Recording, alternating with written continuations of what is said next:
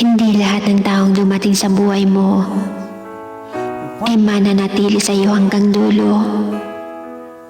Yung iba, tatambay lang ng panandalian.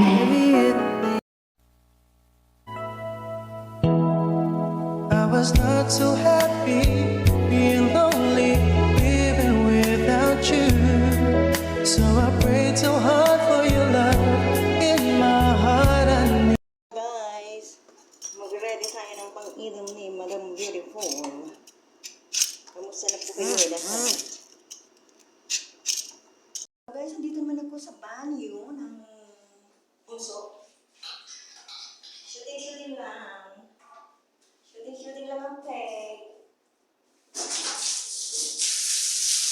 Hello guys. Basta po kayo lahat. Inisip ko lang mabuti. At sila umalis eh. Yung araw na ito. Walang dito pa dito.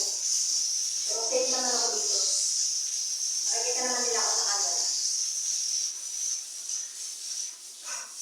Wala ko na nga itong yung banyo para pag ginamit ko yung planggana.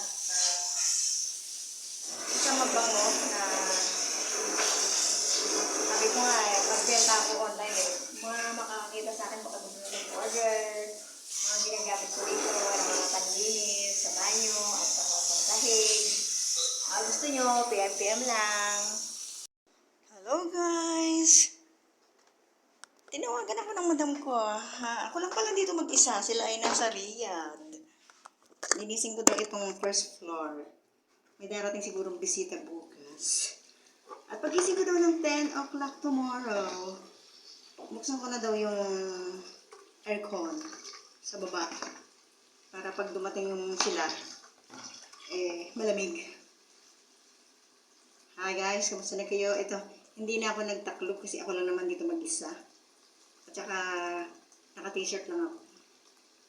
Naon ko na itong aking cellphone ba may tumawag ulit na mahalagang tao kaya ni madam, marinig ko. Nagtitimpla na muna ako ng sabon.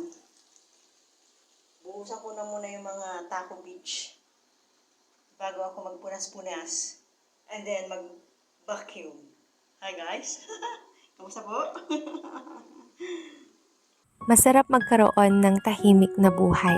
Yung walang halong paninira sa kapwa. Yung walang halong pakikipagkompetensya sa karera ng iba. Yung tipong nakatuon ka lang sa mga plano at pangarap mo.